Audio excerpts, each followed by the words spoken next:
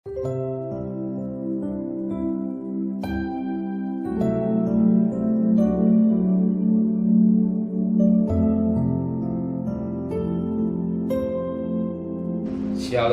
pagi, mari sama-sama tundukkan kepala, pejamkan mata sejenak.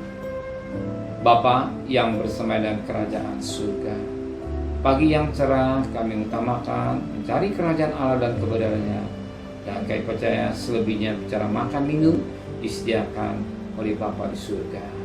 Maka pagi ini kami mengadakan mesbah keluarga, mesbah pribadi. Kami boleh naikkan pujian penyembahan pada Bapa di surga. Kami juga rindu mendengarkan firman-Mu. Roh Kudus menyucikan hati dan pikiran kami dengan firman menjadi berkat buat kami. Dan kami naikkan juga doa sama. Haleluya. Shalom pagi.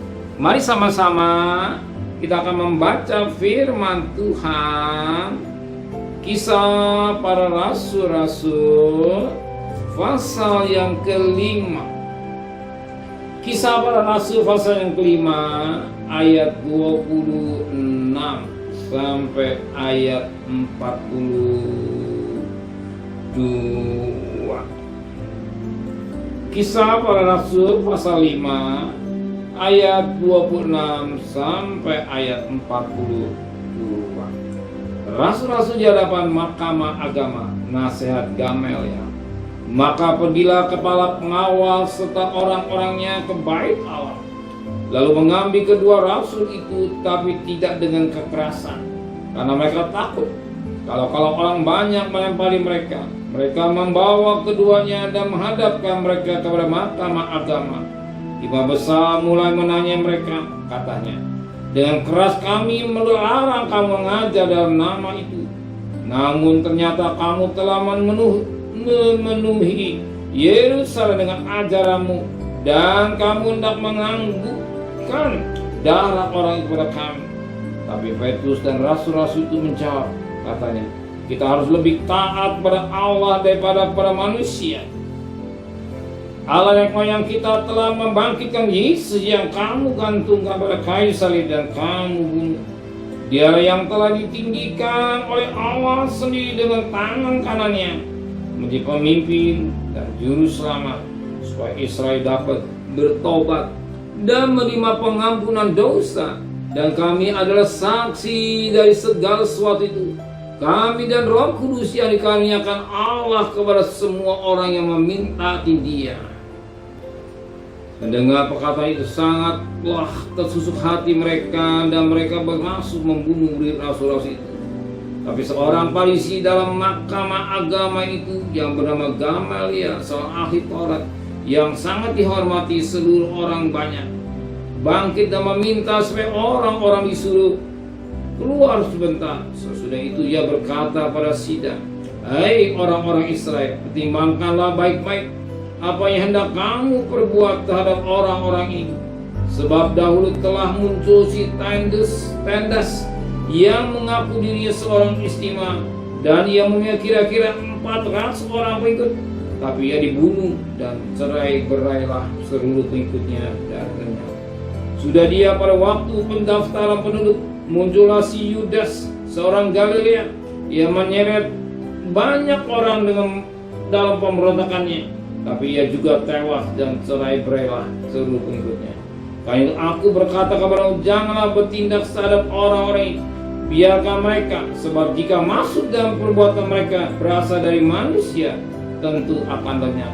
Tapi kalau berasal dari Allah, kamu tidak akan dapat menyiapkan orang-orang ini.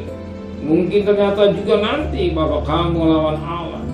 Nah, seterima mereka memanggil rasul-rasul itu, lalu menyesak mereka dan melarang mereka mengajar dalam nama Yesus. Itu mereka lepaskan.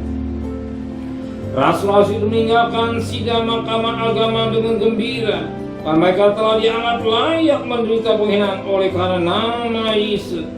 Ya, setiap hari mereka melanjutkan pengajaran mereka di bait Allah dan di rumah-rumah orang, dan memberitakan Injil tentang Yesus yang adalah Mesia. Firman Tuhan luar biasa pagi ini. Apa? Yuk kita berikan ayat pasal.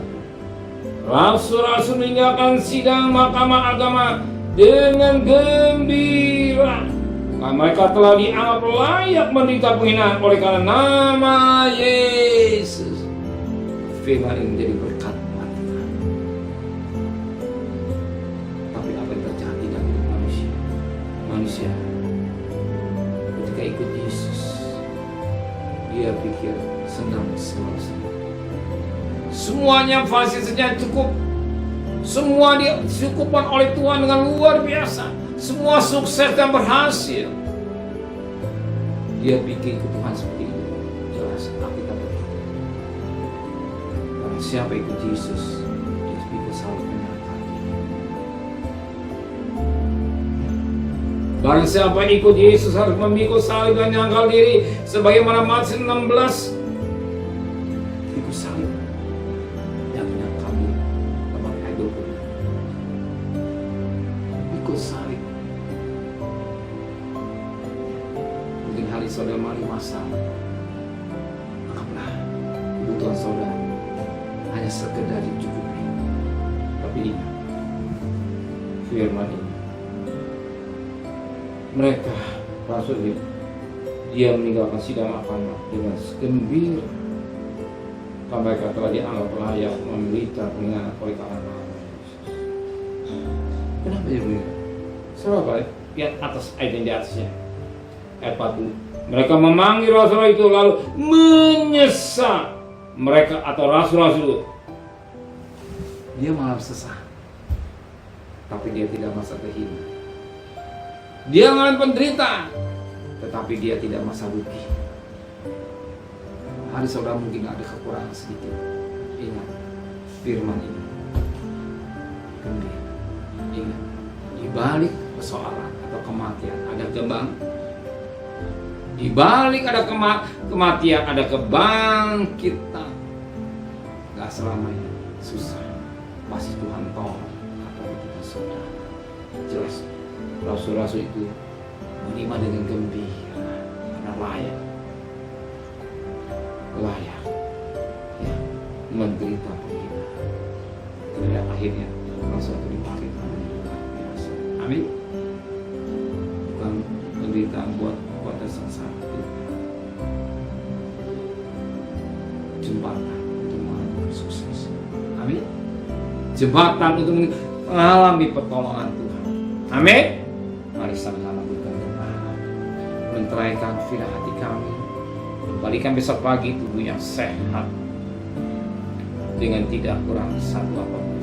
Berkati Bapak Presiden, Wakil Presiden, para Menteri, para Gubernur, para Bupati, para Wali Kota, para camat, para lurah, pada RW, pada RT, pada medis, relawan Polri, berikan mereka hikmat yang dari surga, jadi sehat takut pada Tuhan. Dan kekasih, terimalah berkat nikmat dari Allah Bapa, cinta kasih sayang dari Tuhan Yesus Kristus, dan berkat Roh Kudus menyertai saudara mulai hari ini sampai Maranatha Tuhan Yesus datang.